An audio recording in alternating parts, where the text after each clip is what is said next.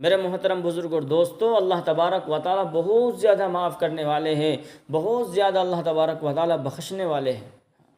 ہم سے کوئی گناہ سرزد ہو جائے، ہم سے کوئی گناہ ہو جائے تو اللہ تبارک و تعالیٰ سے اپنے اس گناہ کی معافی مانگے، اللہ تبارک و تعالیٰ کے حضور میں اپنے گناہوں کو پیش کر کے اللہ سے معافی مانگے، اللہ فوراً قبول فرمائیں گے۔ اللہ تبارک و تعالیٰ کو وہی بندہ پسند ہے جو گناہ کرنے کے بعد اللہ تبارک و تعالیٰ سے فوراً توبہ کر لے، فوراً اللہ کے دربار میں آئے اور دل کی ندامت کے ساتھ اللہ تبارک و تعالیٰ کے دربار میں آ کر کے اللہ کے سامنے اپنے گناہوں کی معافی مانگے۔ اللہ بہت زیادہ معاف کرنے والے ہیں۔ میں آپ کو اسی کے اوپر ایک واقعہ سناتا ہوں۔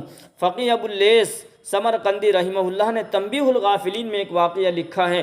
فرماتے ہیں کہ ایک مرتبہ حضرت عمر رضی اللہ عنہ نبی علیہ الصلاۃ والسلام کی خدمت میں حاضری کے لیے آئے تو راستے میں انہوں نے ایک نوجوان کو دیکھا جو بہت زار و قطار رو رہا تھا۔ اس کو روتا دیکھ کر حضرت عمر رضی اللہ عنہ کا دل پسیج گیا۔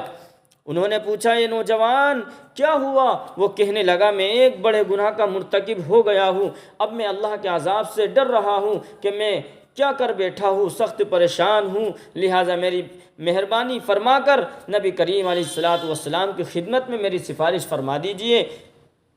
حضرت عمر رضی اللہ عنہ نبی علیہ الصلاۃ والسلام کی خدمت میں حاضر ہوئے تو رو رہے ہیں۔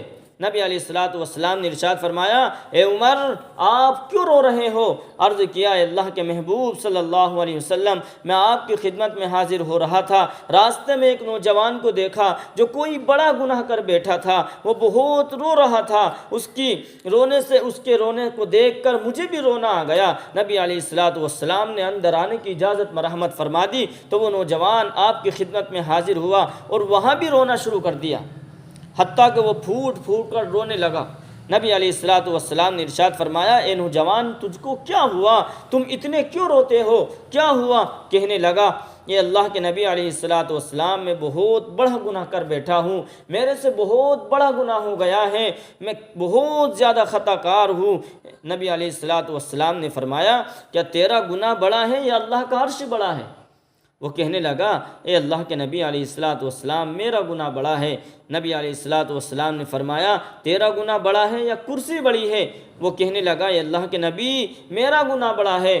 نبی علیہ الصلاۃ والسلام نے فرمایا، کیا تو نے شرک کا ارتکاب کیا ہے؟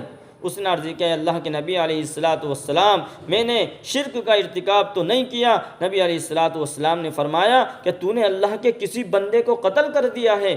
اس نے عرض کیا، اللہ کے نبی میں نے کسی بندے کو قتل بھی نہیں کیا۔ نبی علیہ الصلاۃ والسلام نے فرمایا، تو پھر ایسا کون سا گناہ ہے کہ جس کو تو اتنا بڑا سمجھ رہا ہے؟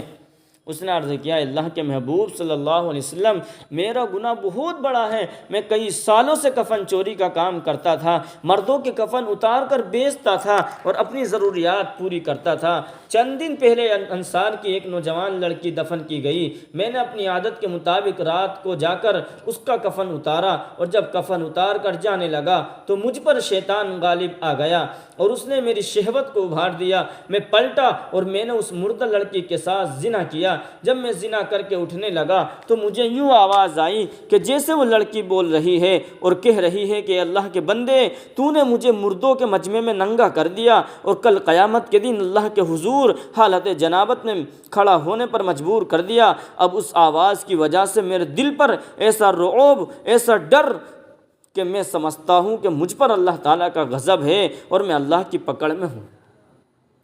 جب نبی علیہ الصلاۃ والسلام نے یہ سنا تو آپ کو بھی بڑا تعجب ہوا اور آپ صلی اللہ علیہ وسلم نے فرمایا کہ تو نے بہت بڑا گناہ کیا ہے، تو نے مردہ لڑکی کے ساتھ ایسا سلوک کیا۔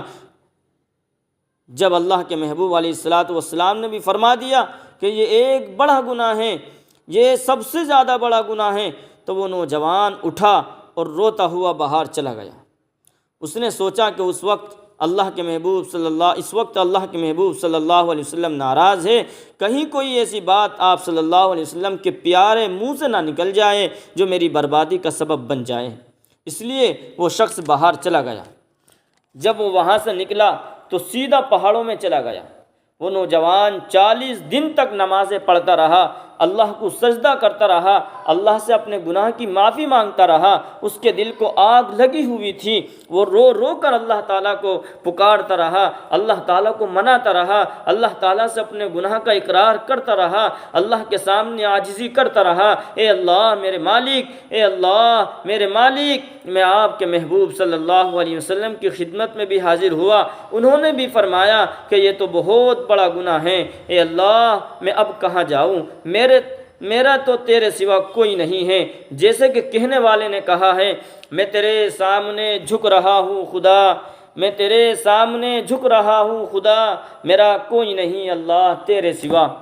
جب اس نے 40 دن تک اللہ تبارک و تعالیٰ سے معافی مانگی اور اللہ تعالیٰ کو منایا تو نبی علیہ السلام کے پاس جبرائیل علیہ السلام تشریف لاتے ہیں، اور جبرائیل علیہ السلام نے آپ صلی اللہ علیہ وسلم کی خدمت میں اللہ تعالیٰ کے سلام پیش کیے اور عرض کیا، اے اللہ کے محبوب صلی اللہ علیہ وسلم، اللہ رب العزت نے پوچھا ہے کہ اے محبوب صلی اللہ علیہ وسلم بتائیے کہ کیا مخلوق کو آپ نے پیدا کیا یا میں نے پیدا کیا ہے؟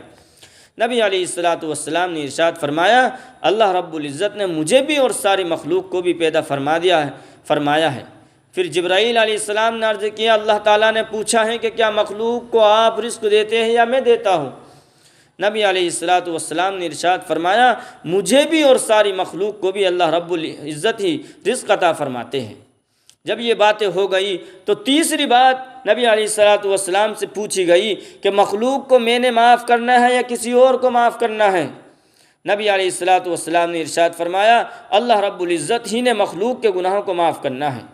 جب محبوب علیہ السلام نے یہ فرمایا تو جبرائیل علیہ السلام نے عرض کیا کہ اللہ رب العزت نے پیغام بھیجا ہے کہ اے محبوب، اس بندے نے میرے سامنے رو رو کر اتنی معافی مانگی، میں نے اس بندے کے گناہوں کو معاف کر دیا۔ سبحان اللہ۔ پھر اللہ کے محبوب صلی اللہ علیہ وسلم نے صحابی کو بھیجا کہ اس نوجوان کے پاس جاؤ اور اس کو خوشخبری سنا دو کہ تیری عاجزی اللہ رب العزت کے ہاں قبول ہو گئی ہے اور پروردگار نے تیری مغفرت کا پیغام بھیج دیا ہے، اللہ تبارک و تعالیٰ نے آپ کو معاف کر دیا ہے، اللہ نے تیرے گناہوں کو پر پردہ ڈال دیا ہے، اللہ نے تجھے بالکل معاف کر دیا ہے۔